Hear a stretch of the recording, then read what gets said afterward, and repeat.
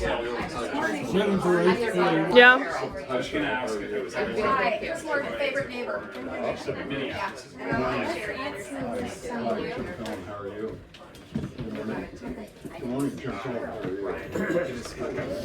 Oh, look at his tie. Look at his tie, Jim. Good morning, Governor. How are you? John, Jim Pillen. Good morning. I'm fantastic. How are you doing? Not too bad for an old guy. Well, you're just getting started, by golly. I saw the paper yesterday. You know, I just flat out have extraordinary privileges getting to be your governor. But what we're doing, being able to come and tell the greatest generation thank you, I call every one of them a goosebump moment. It's absolutely incredible. So thanks for inviting us into your home and letting us say thank you. You're welcome. Yeah. So we were talking to your son, and so my father, we lost my dad in '99, but if he were alive, he'd be 99. So you guys are the same vintage, and my family's story, and there's two I think you'll get a kick out of. So one is my dad was supposed to go to World War II, and his brother got killed. So my uncle got killed in World War II. And then Grandpa got a deferment, and then so Dad stayed home on the farm, and then he stayed home until like he was 25, and then he had met my mom. He got drafted for the Korean War, so he was in the Korean War, and the fun part was he'd tell a few stories, not a lot, but so he was 25, and most everybody else was 17, 18, 19. So what do you think his nickname was? Pops. He was Pops. Yeah. And then we were talking about farming, and you have memories with the horse and the plow, right? Right. Yeah. A So little bit, not very much. so. I grew up in Omaha most of my life. Oh, okay. Yeah. All right. Well, so my grandpa was a World War I veteran, and then he started farming with horse and plow. And on the north end of the Capitol is a mural with a farmer right before you go into the governor's office. So it's pretty cool for me because there's a mural of a farmer and a plow and two oxen, not two horses. So I think of Grandpa all the time. So when Dad always told the story, and pardon this French, you guys. So, but he always told the story the first time Grandpa drove a tractor. So first time Grandpa drove a tractor, he's going to try. He loved his horses, but think about a change going from horses to a tractor. And he's driving that tractor. He's getting close to the fence. Started getting really nervous, and all he could say is, "Whoa, you son of a bitch, whoa!" And he drove right through the fence. So I think that's a good lesson for all of us. We can keep driving through the fence, but we can keep adapting and moving on. So. When I first came up here, we were still feeding cattle out in the yard with a team of horses and a wagon. Wow. Yep. Yeah. And But that didn't last too long, and we went to tractors and a self-unloading wagon. Yeah. Well, you worked with plows, horse and plows down south of Oakland when you were little, Yeah. or when you were in high school and would come up here in the summer. So I grew up in the '60s, and Dad always fed a couple potloads of cattle. But in the '60s, you'd scoop the silage onto the wagon, and then you'd scoop it off, and everything was physical. I remember when we got a loader and a little feed wagon. Holy cow! What a deal. That was a heck of a deal. Now you grew up near I grew up west of Platte Center.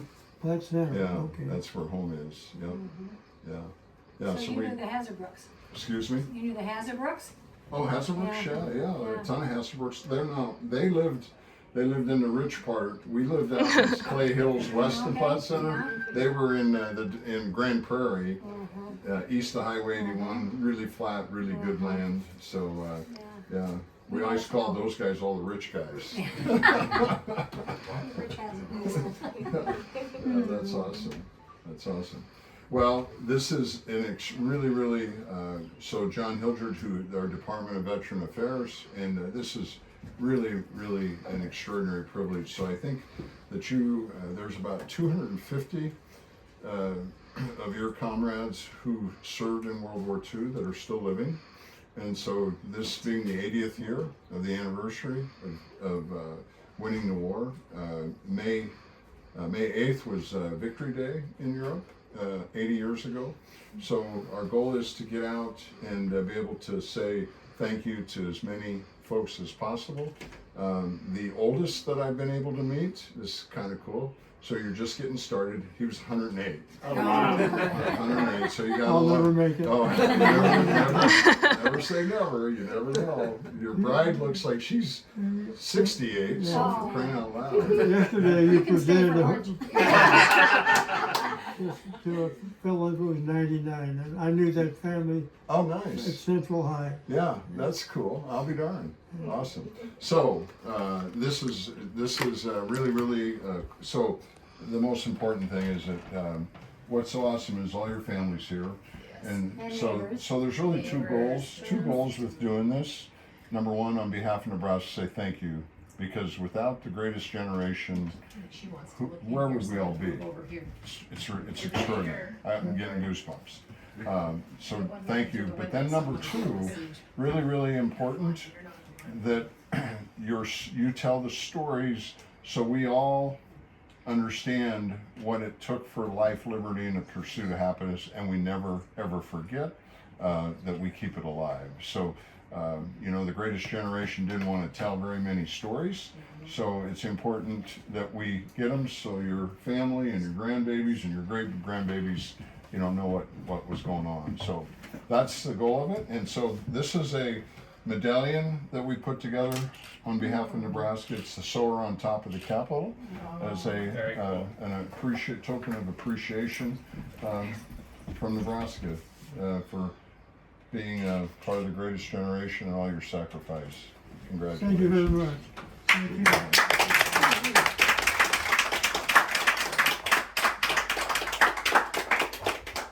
And then we have a certificate that just simply says State of Nebraska, World War II recognition to John Cruz, signed by myself and John Hildred of the Department of Veterans Affairs. So this is, so we're really grateful.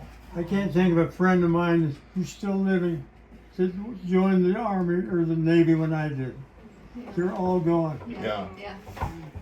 Yeah, and if you know of any, do you have any other friends that were comrades that are alive here in Nebraska yet? World War II veterans that you know? Can't think So of I think one of them lived in Hebron. Jim Kenner was a close friend of mine, and he has died. Yeah. There's been Maybe after fascinating. cancer. Stories, and one came out in one of the program. In Genoa, which is close to my hometown. His name is Benny. I can't pull it up now, but his story was really fascinating. So he started telling the story, and none of his family had heard it. He was stationed in the Philippines, and they were. He said, I lived in a foxhole for 6 months, and he said one day he woke up and his arm hurt, and the next day it was 3 times the size. They took him away. He said he got 39 shots. I don't remember how long, but when he was coming back, the guy driving him back to where they were, the battlefield, said, I don't know, you either need to thank your God or you need to thank the snake that bit you, because since you've been gone, all of your comrades have been killed. Oh my gosh. Yeah, so, and that was a story none of the family knew.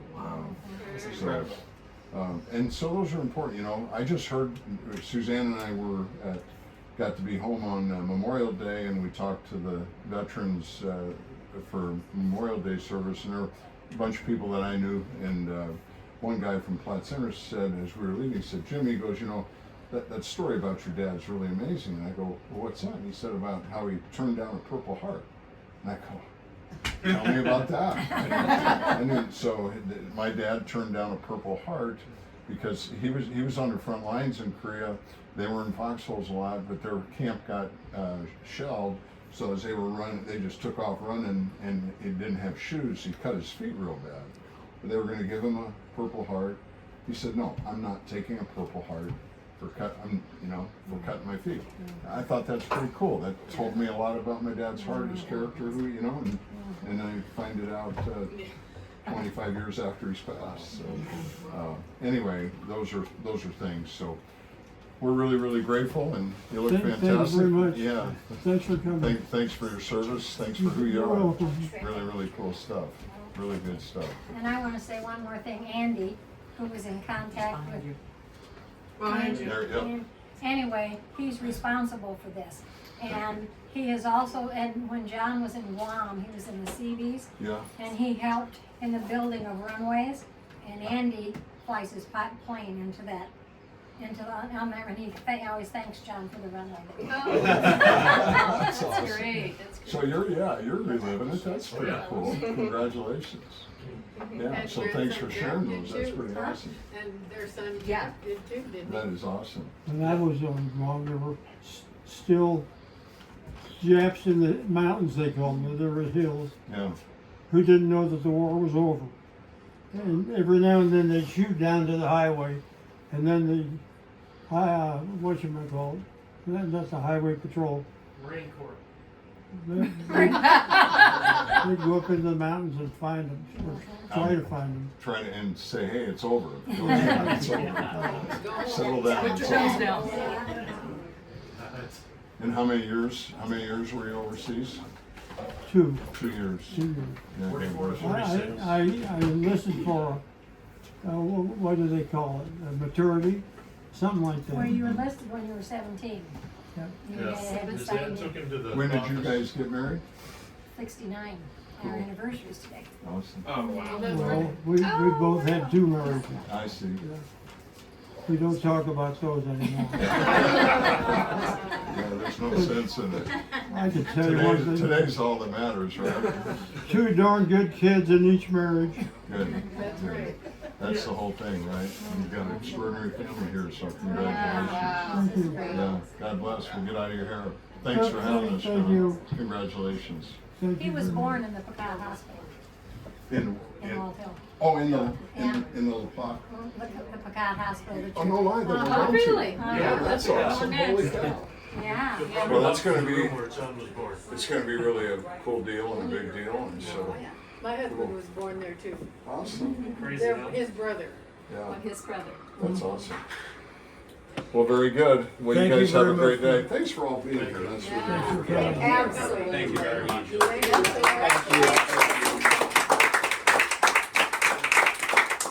Hey, Morgan, I didn't say hello to you. The Morgans, The Morgan, your favorite neighbors. there's Right. one. There are a couple of them right there. Scott is here Just wanted to say hi to the Oh, Morgans. what we do now? You remember a story I reminded you several times on your campaign trail? Yeah. You called me on, I was driving to Arkansas, and you introduced yourself as Jim Hill, and I laughed at you, and I said, there's a guy running for governor by that name. He's like, no, that's really me, and I said, well, he'd give you my number, and then you said Dean Setching. Oh, Oh, well, that's probably right then, so then we've been for a while, so I reminded you that a couple times. I'm Suzanne, I'm Suzanne Killen, Jim's wife. Nice to meet you. Congratulations. Wow. What an awesome. Nice to know you too. You look awesome. You're an inspiration to all of us. You look great. I love your tie too. It's awesome. Nice to meet you. That's quite a story. It is quite a story. I'm Suzanne Killen. And I thought you were, Yeah, nice to meet you. Nice to meet you. Nice to meet you.